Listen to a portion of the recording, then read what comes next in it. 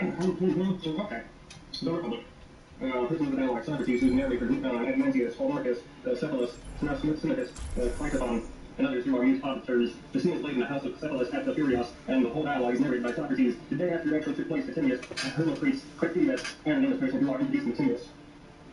I once found Mr. Days of Furious for Pluton, son of Peterson, and I might offer up my prayers to the goddess, and also because I wanted to see in what manner they would celebrate the festival. This was a new thing. I was delighted with the procession of the inhabitants, but that of the Thracians was equally, if not more beautiful. When we had finished our prayers and viewed the spectacle, we turned in the direction of the city, and that is, Paul Marcus, the son of Cephalus, chanced to catch sight of us from that distance as we were starting on our way home, and told his servants to run and bid us wait for him. The servant took hold of me by the coat behind, and said, Paul Marcus desires you to wait.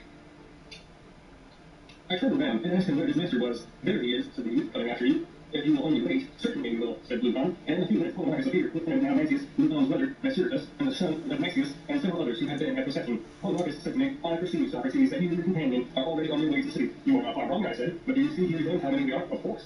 And are you stronger than all these, or if not, you will have to remain where you are? May there not be the alternative? I said, but we may persuade who shall let us go. But can you persuade us that we refuse to listen to you, he said? Certainly not, replied Bluton, but we are willing to listen. But you may be assured, Admantius stated, has no one told you of the torch race on horseback? And honor the goddess which will be taking place in the evening? With horses, I replied, that is a novelty. Will horsemen carry horses and pass them with another race?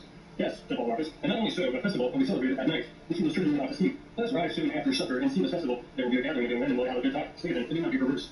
The Republic goes, page 3, Bluton said, Bluton said, I suppose you insist, since you insist, that we must. Very good, I replied. Accordingly, we went to Paul Marcus to his house and found his brother Lysias and Euthydemus, and with them Hermit, the Erasmusicus, the child Cassiodonian, Charmantides, and the Panian and Cleitophon, the son of Aristomus. There too was Cephalus, the father of Paul Marcus, who I had not seen a long time, and I thought him very much aged. He was seated on a cushioned chair and had a garland on his head, looking at his sacrificing in the court, and there were some of the other chairs in the room arranged in a semicircle upon which we sat down by him. He saluted me eagerly, and then he said, You don't come to see me, Socrates, as often as you ought. If I were still able to go and see you, I would not ask you to come to me, but at my age, I can hardly get to the city, therefore you should come often to the Furios, for let me tell you that more the pleasure of the body take away, the greater to me is the pleasure and charm of conversation. Do not think that I request, but make your our house, yours nor can keep company with these young men, who are old friends, and you will be quiet at home with us. I replied, there is nothing which I like better, Cephalus, than conversing with these men, for I regard them as travelers who have gone a journey which I truly have to go, and whom I ought to inquire whether the latest smooth and easy or rugged individuals. This is a question which I should like to ask of you who have arrived at that time with the post on the threshold of old age. Is that barter towards the end, or what report do you give it? I will tell you, Socrates, he said, what my own feeling is.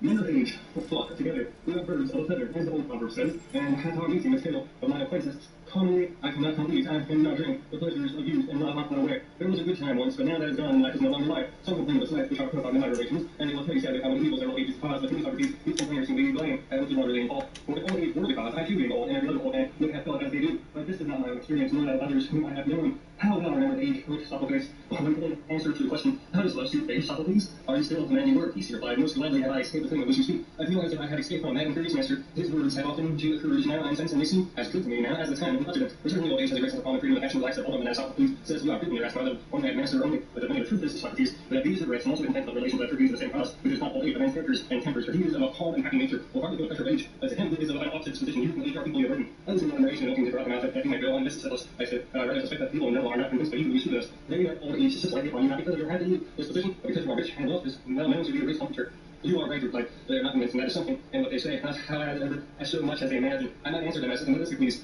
answered the Seraphan. He was his own marriage, but because he was an Athenian, that you have been the narrative of my country, or I of yours, neither of us were had famous. And to those who are not rich and impatient of our old age, the same reply, that you may have to a good poor man, old age cannot be a light burden, nor can a bad rich man ever have peace with himself.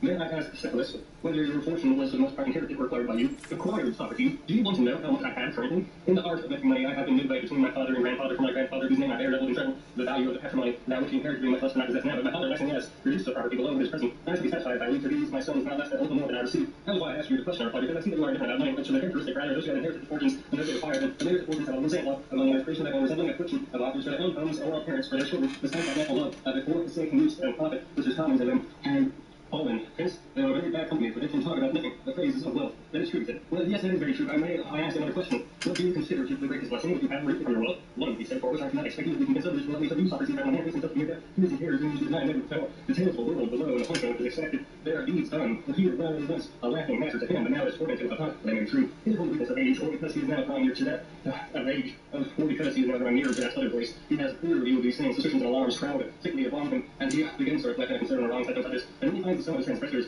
transgressions, his grace hath many a time like a child, starts up and sleep for fear, and he is filled with dark forebodings. But to him who is conscious of nursing, sweet hope, as Pindar formerly says, is the kind nurse of his age. Hope, he says, cherishes the soul of him who lives in justice and holiness, and is the nurse of his age and a companion of his journey. Hope, which is mightiest this way, the restless soul of man.